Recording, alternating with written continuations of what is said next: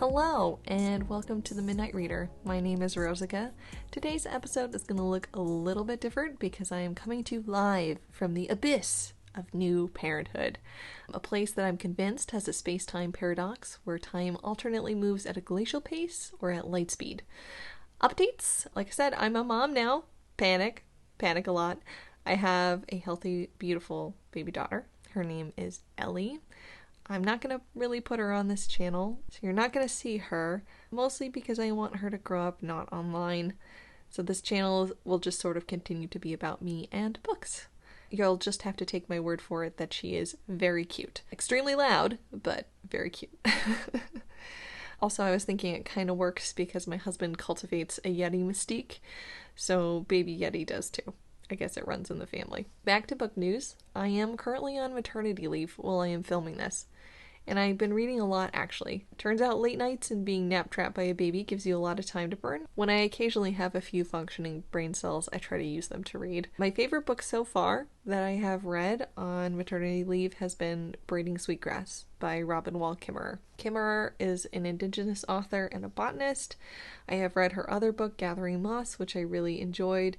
Braiding Sweetgrass is a nonfiction book that I would describe as a sort of meditation on place, on the earth, plants, and how we inhabit this place together. It's a collection of essays, and each chapter centers around a plant, like wild strawberries, or sweetgrass, or algae, or maybe a location, like a pond. She then uses those essays to build the centerpiece in a bigger story. A story about responsible harvest, the people in her life, pollution, and one personal timely favorite, motherhood. She talks about the tenets of Indigenous wisdom, how if you gather, you should never take the first thing you see, because it might be the last there is. How you should never take more than you need or more than half. How modern food industry practices have taken us so far away from the plants and animals they come from that we have divorced ourselves from responsibility to the honorable harvest. How giving over to environmental despair is a sort of paralysis that helps no one, and that people can make their place better, and they can start by simply paying attention to it. I found myself thinking a lot about braiding sweetgrass almost every day, because every day for weeks I've been walking. It started just as a way to move and limp my way a little further every day, and it became my little piece of sanity, my little piece of quiet, my little piece of aloneness in a life newly overtaken by never aloneness. And when I walk, I look at all the little changes every day. I try and pay this place attention. I know what this pond looks like under almost every sky. I know which ducks have stayed for weeks, and which are just passing through. I know that when it rains, the moss on these bricks turns from a dead deep brown to the brightest of greens.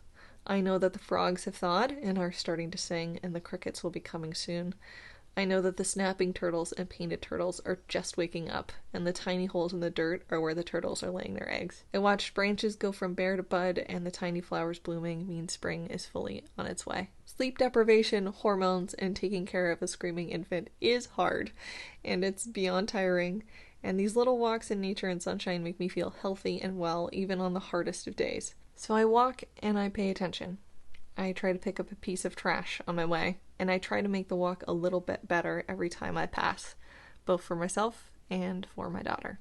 I really enjoyed reading a book that reminded me of all the beautiful and the tiniest of things in the natural world, and our responsibility to make it just a little bit better. 5 stars. Thanks for watching. More videos are coming. I'm sure my uploads will be erratic, courtesy of a newborn. But I love making this little channel, so I hope you enjoy what I make as often as I can make it. Thank you for liking, subscribing, and being kind. See you next video. Bye.